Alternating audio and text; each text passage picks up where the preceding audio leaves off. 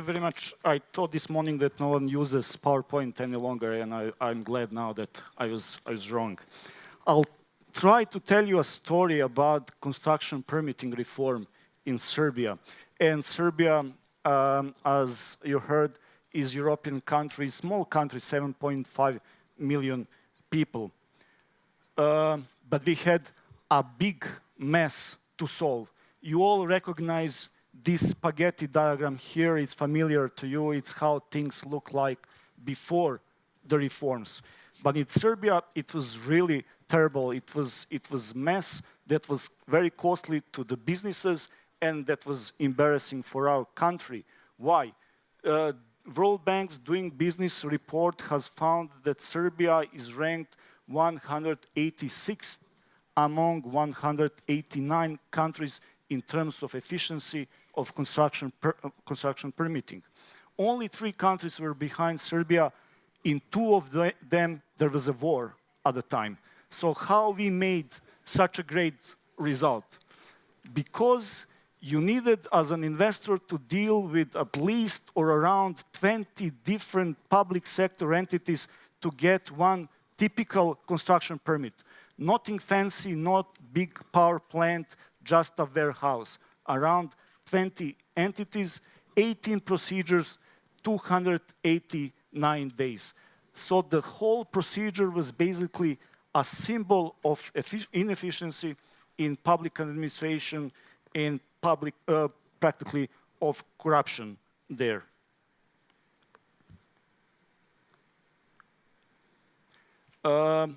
What we did about that? We implemented basically 2 steps reform.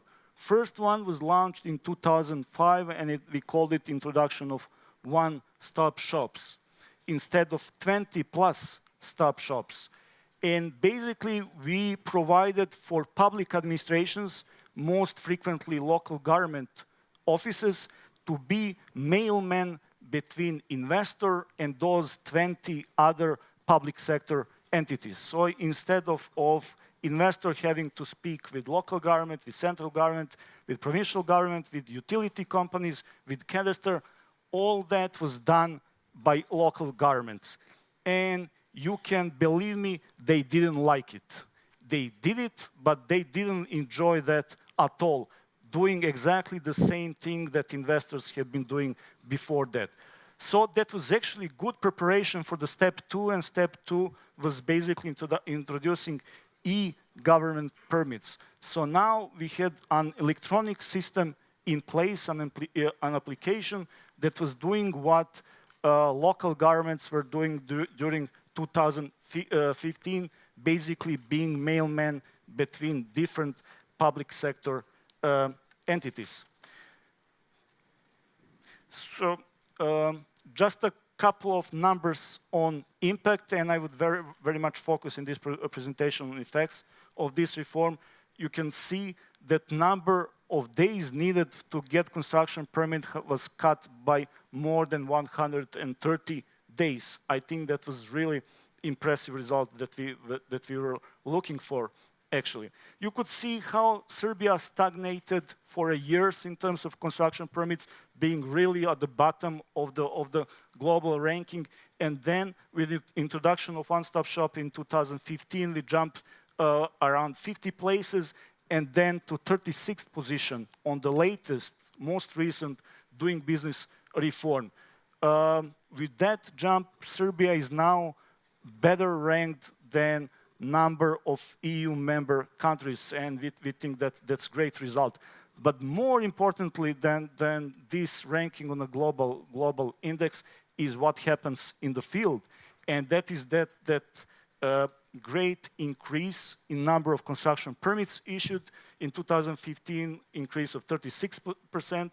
In 2016, increase of 21%. Actually, we just saw that March 2017 is best month in terms of construction permits issued that we had in years, basically since we have records. And that's really a result that I think should be highlighted.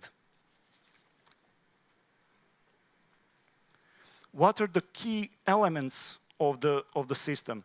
It's a web-based platform, and we call it Central Registry of Permitting Procedures. I have to be honest here and say that we have taken a lot from our Macedonian colleagues. I think I heard earlier here Macedonian language, so greetings to them. And as I understand, they made their model based on Singapore experiences, so we are basically learning from each other. The system is housed and administered now by Serbian Business Registries Agency. What is important to highlight here, that system does not require any local installations. It's completely web-based system. A workstation with internet connection is pretty much all that you need if you're an investor, an applicant, or if you're a public official. Simple PC, internet connection, and you can engage and work through this system.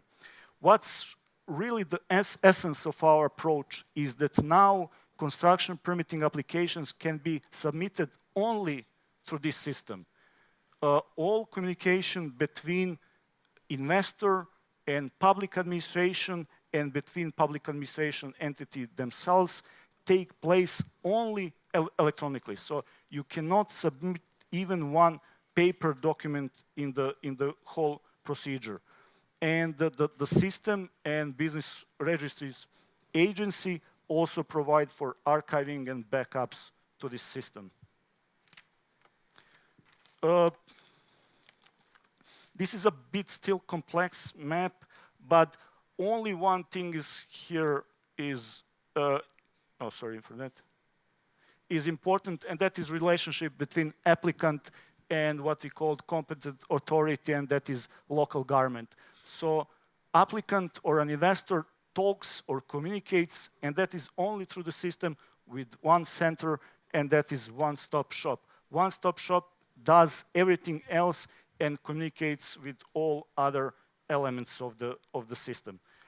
We have, as you can see, more than 60. We had more than 60,000 applications only 2016, and we see now that that number in 2017 is even increasing. We have more than 23,000 applications in first 4 months of 2017. The system is very complex in the sense that it had to replace that spaghetti diagram, that complex setting of different public authorities.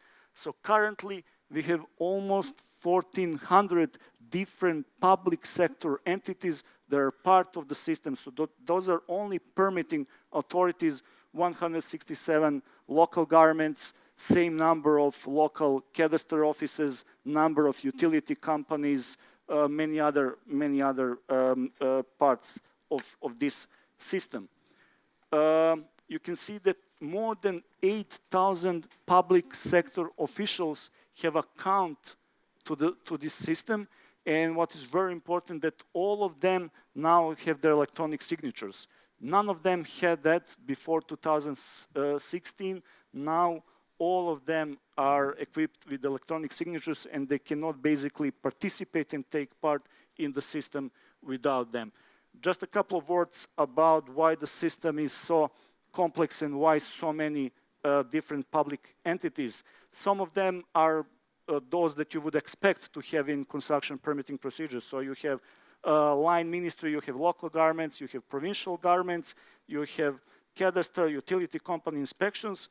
But when someone is building, everybody thinks he has money, so let's try to impose our own procedure and take some charges there, or fees and charges.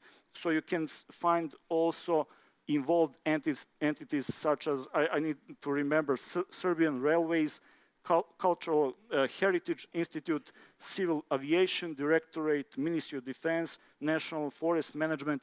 Everyone wants to be part of procedure when someone is building because people think they have money to pay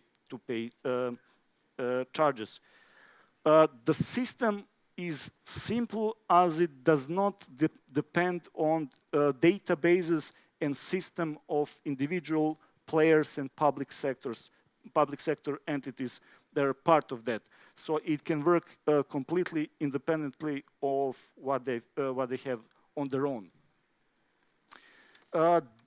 Couple of words on why stakeholders in the system like it.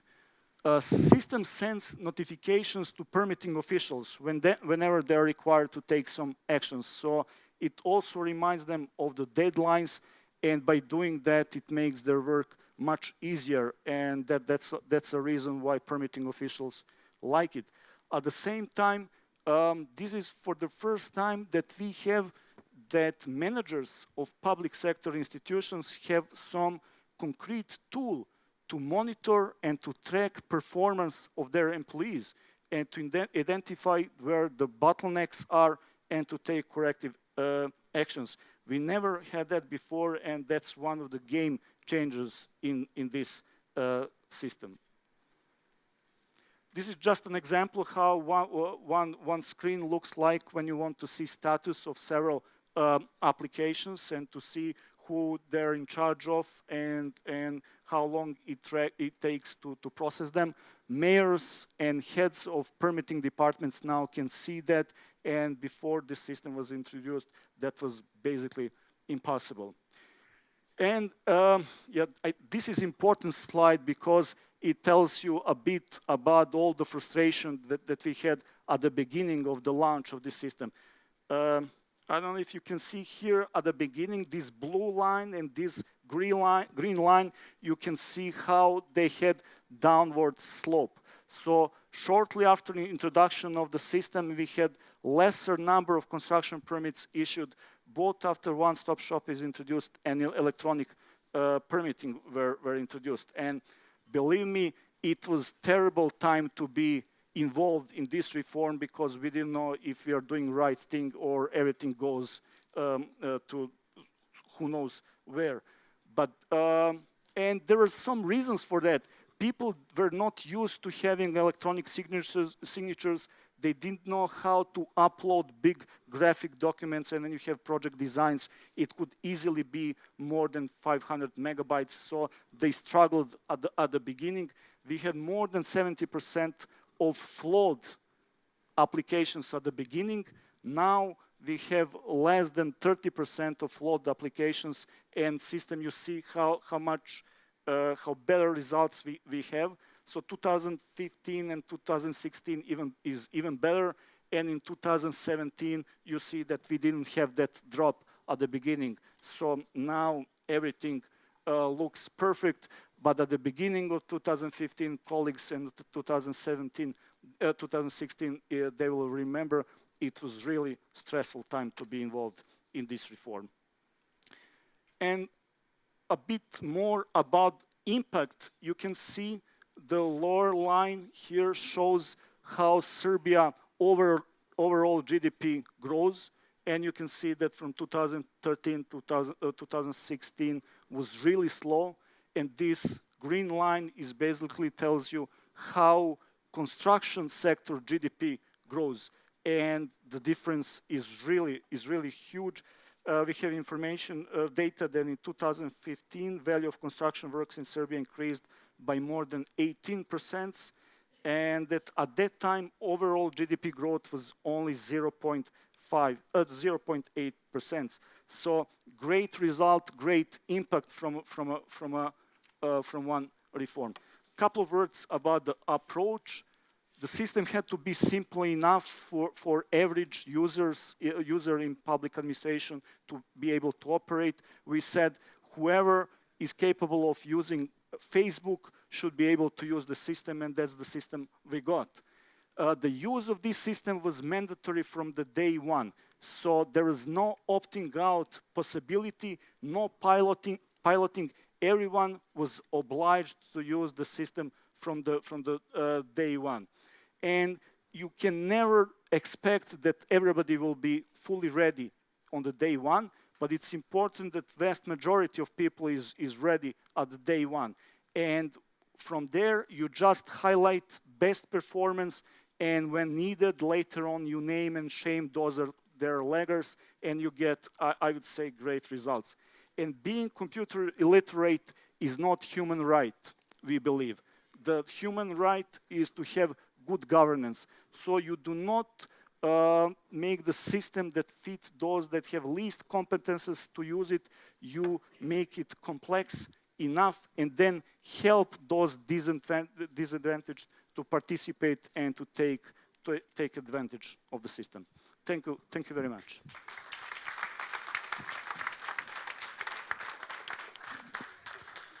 Thank you for a very convincing presentation. It seems that it's the last time for us to buy the shares of Serbian construction companies. Okay, any more questions? Yes, please. Hello, thank you very much for a good piece. You mentioned corruption, but you didn't mention how then you resolve the issue of corruption. You were a contractor getting into a system that had become used or accustomed to corruption. And yet in work of this nature, some things have got to be done first, like removal of corruption before you can move. How did you handle that? It's absolutely unbelievable what little transparency can do to curb corruption. And what we did now was to create not little transparency, but to create a lot of transparency.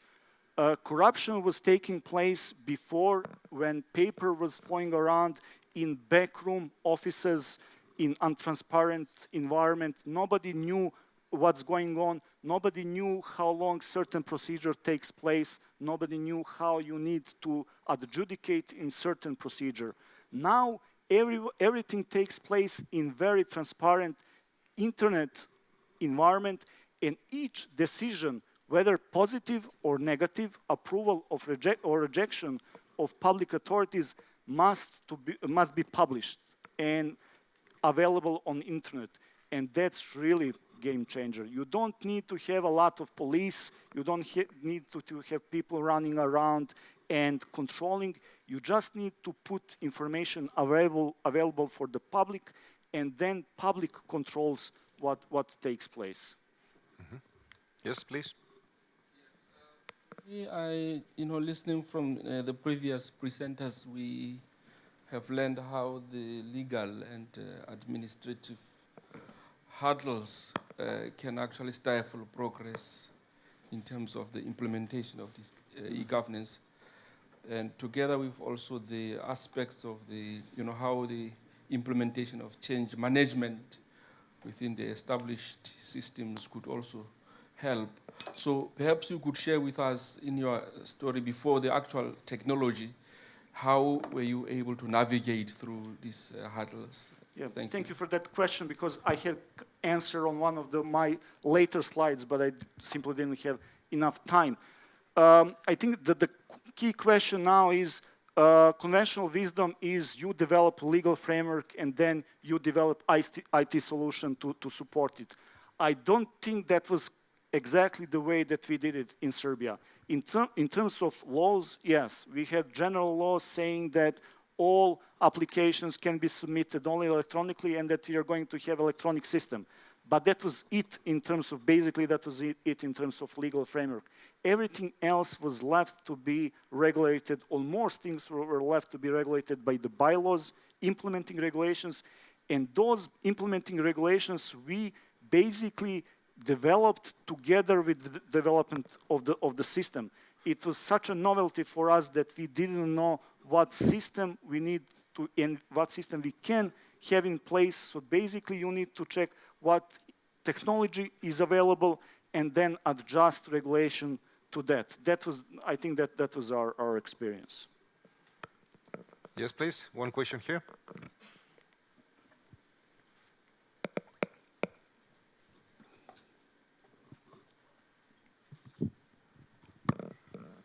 Thank you very much. My name is Abdulwahab Mbarak from Mombasa County in Kenya. My question is, how do you then monitor the actual construction? Because basically what you have highlighted is the end-to-end process of the issuing of the construction permit, but there is the actual construction of the building. in terms of the inspectors involved?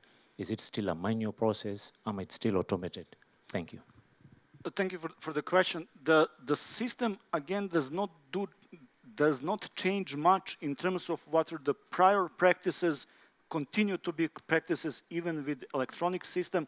Only communication between parties is electronic now. So now when investor has completed certain stage of construction, let's say that he has completed foundation, he's required to inform permitting authority about that, because that's only address that he talks to, and permitting authority informs inspection. Inspection goes in the field, do all measurements, and they file back report to the permitting body saying, we went to the field, we checked foundations are okay. And that happens on several stages during the construction. So basically we did not interfere much with procedures. We just made sure that all communication is via this web accessible application, and that is pretty much publicly available. Okay. Perhaps could you also point out what about the interoperability with other registers, for example, land registry? That is work in process. So when I had a slide with approach, but I should have made a disclaimer that these are not recommendations. That was just an approach. I would say that what we did was kind of a guerrilla reform. It was a reform just for this one particular procedure. It went, I would say, extremely well. We have very good experience with that. But in terms of connections with other systems, such as Cadastre, or maybe the system of planning documents, spatial and urban plans, that's something that we are still developing. So we are hoping that other system could talk to this e-permitting system, but that still needs to take place. Thank you. One more question. Yes, please. Unfortunately, this pertains to the presentation made by Namibia and Mozambique as well, but I think it's pertinent. The issue of the legal seemingly lagging behind the technical process. Now, is that not caused by the fact that some stakeholders will not have the correct appreciation or the same appreciating this issue at the same level as the technical people, and therefore, and yet they are key in driving the entire process forward. Yesterday, we got papers on where one speaker also made the same observation that the financial people and the organizational people, these are two stages that are very key as well in driving the entire process forward. Is that not caused by the fact that sometimes we leave people who matter behind?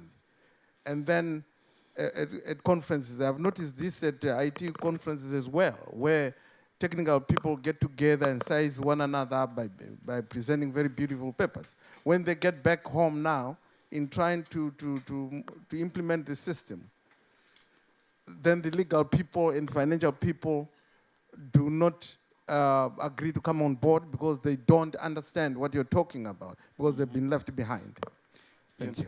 Maybe, I think your point is very, very important, but there is one stakeholder that I didn't mention, and that's my big mistake now, and that is having strong political leadership. We had the leader or champion of this reform in Serbia was Deputy Prime Minister, and without her almost full-time involvement, this wouldn't be possible. Definitely people from legal people, maybe less so finance people, and I'll get back to why would be a problem, but also administration people, permitting officials who have definitely benefited a lot previously from the system being this inefficient. That was source of their, let's call it, influence. So it would be even difficult to overcome them, not to mention some other stakeholders. financial people were not that difficult in this reform because we were lucky that we had National Alliance for Local Economic Development that has secured donor funding for implementing this system. So basically, it costed government of Serbia zero during development, and when it was developed, it was given to the government as a gift, basically. So finance people were not the problem, but I would say that almost everybody else was. Okay, thank you very much. Thank you. Thanks a lot. Thank you. Thank you so much. Thank you.